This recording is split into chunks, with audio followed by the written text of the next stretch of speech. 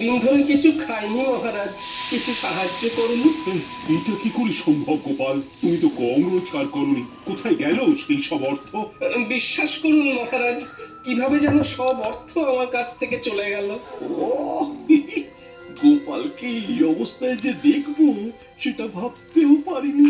ইস, আমার কতদিনের মনোবাসনা আজ পূর্ণ হচ্ছে। বাবারে, ভাবা যায়?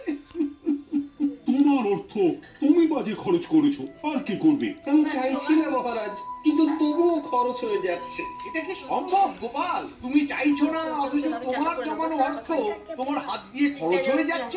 এরকম নির্ভেজাল গাল গল্প দেয়া কবে থেকে শিখলে গোপাল? হারামু বাদ দিয়ে এখন থেকে ফাজলামো শিখেছো? বাবা বাবা বাবা। গোপাল কোনো বিপদের মধ্যে পড়েছে, নইলে গোপাল তো মিতব্যয়ী, কোনো বাজে খরচ করে না। মহারাজ, আমি আপনাকে গোপালের পেছনে আর কোনো অর্থ ব্যয় করতে করজোড়ে নিষেধ করছি। আমারও তাই মত। মহারাজ, দয়া করে আপনি আর একটি মোহরও দেবেন না। আমারও তাই মত। গোপালকে আর কোনো অর্থ দেওয়া মানে হসে ঘি ঢালা। কি হে বিজ্ঞানী, তোমার কি মত?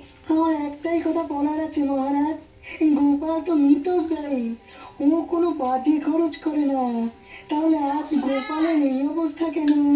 গোপালের জীবনে কি এমন ঘটনা ঘটলো যাতে গোপাল এই অবস্থায় নেমে এলো? মতিভ্রম বলে একটা কথা আছে, জানো তো বিজ্ঞানী?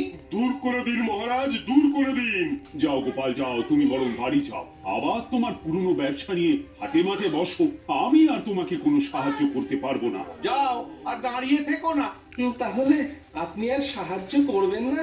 না গোপাল, আমার সব সভাসদেরাই তোমাকে সাহায্য করার বিরুদ্ধে।